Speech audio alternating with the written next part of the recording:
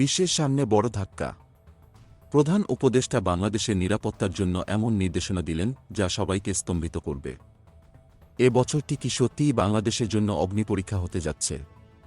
প্রধান উপদেষ্টা ডক্টর মোহাম্মদ ইউনূস জানিয়েছেন, দেশের নিরাপত্তা বাহিনীগুলোকে এখন যুদ্ধ পরিস্থিতির মতো সতর্ক থাকতে হবে।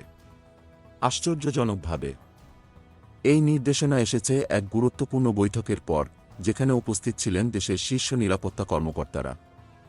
ডক্টর ইউনূস বলেছেন, এ বছরটি আমাদের জন্য অত্যন্ত গুরুত্বপূর্ণ। এ কারণে সকল নিরাপত্তা বাহিনীকে সর্বাধুনিক যোগাযোগ প্রযুক্তি ব্যবহার করতে হবে এবং একটি শক্তিশালী কমান্ড সেন্টার তৈরি করতে হবে। এমনকি তিনি আরও বলেছেন, এটি দেশের নিরাপত্তা বাহিনীর মধ্যে সমন্বয় বাড়াবে এবং জরুরি পরিস্থিতিতে দ্রুত ব্যবস্থা নেওয়া সম্ভব হবে। তবে সবচেয়ে চমকপ্রদ অংশ হল, তিনি দেশের নিরাপত্তা প্রধানদের বিশেষ সতর্কতা অবলম্বন করতে বলেছেন, যাতে কোনো ধরনের বিশৃঙ্খলা বা নৈরাজ্য সৃষ্টি না হয়। এ বছর দেশের জন্য কী ধরনের বিপদ অপেক্ষা করছে তা কি আমরা বুঝতে পারছি? তিনি সতর্ক করেছেন, ক্ষমতাচ্যুত স্বৈরশাসক শেখ হাসিনার সহযোগীরা বিশৃঙ্খলা ছড়ানোর জন্য বিপুল পরিমাণ অর্থ ব্যয় করছে।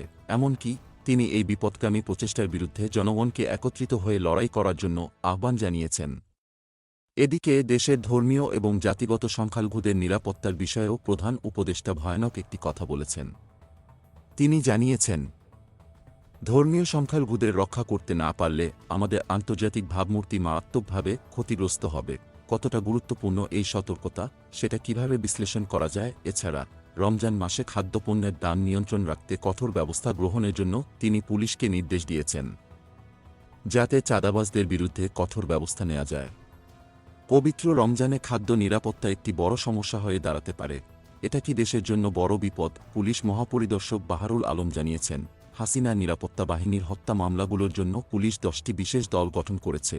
কি ভয়াবহ চিত্র তৈরি হচ্ছে! এছাড়া শেখ হাসিনার বিরুদ্ধে রেড নোটিশ জারি করতে ইন্টারপোলের কাছে আবেদন করা হয়েছে। এটি কি একেবারে নতুন রাজনীতির সূচনা, নাকি আরও বড় ঝুঁকির ইঙ্গিত?